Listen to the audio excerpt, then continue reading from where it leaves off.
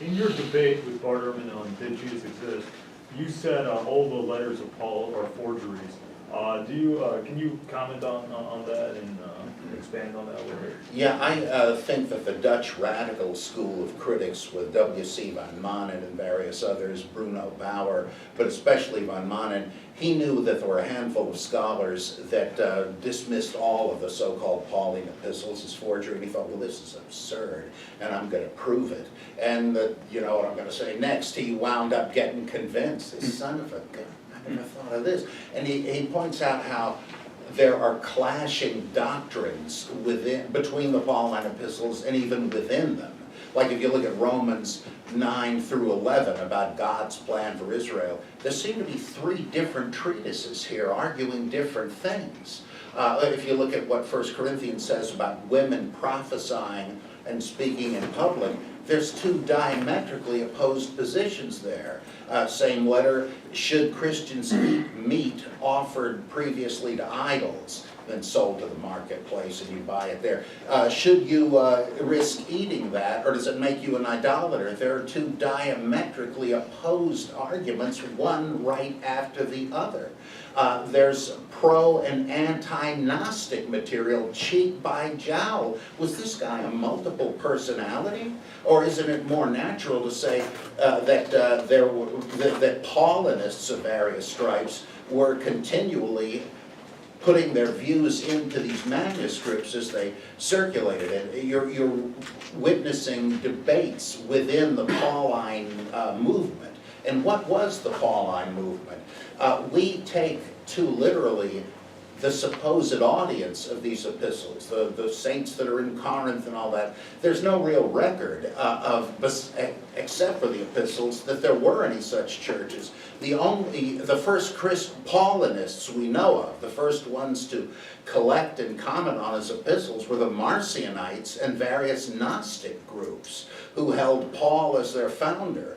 Well, I think that, and there's other things, Paul, quote unquote, referring to the traditions I delivered to you.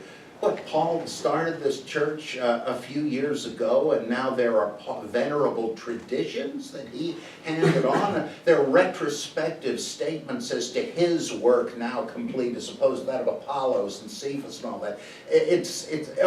In Romans, the idea that God has, and 1 Thessalonians, God has washed his hands of Israel once and for all. How would Paul have even been able to think that way just a few years after it started? This presupposes the big split between the two that couldn't have happened in his lifetime.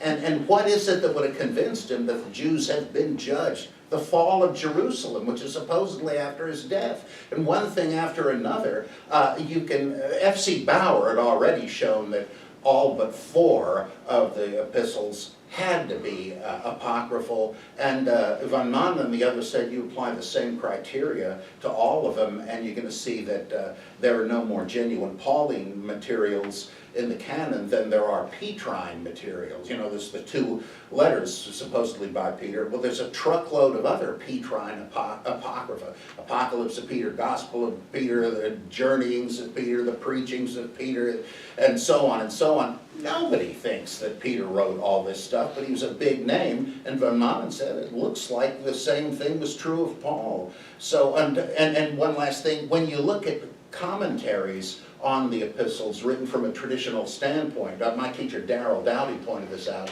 he says the commentaries are almost all taken up with harmonizations, trying to say, now if Paul wrote this chapter and then this chapter, what could his train of thought have been? How would this square with this? It's all just harmonization.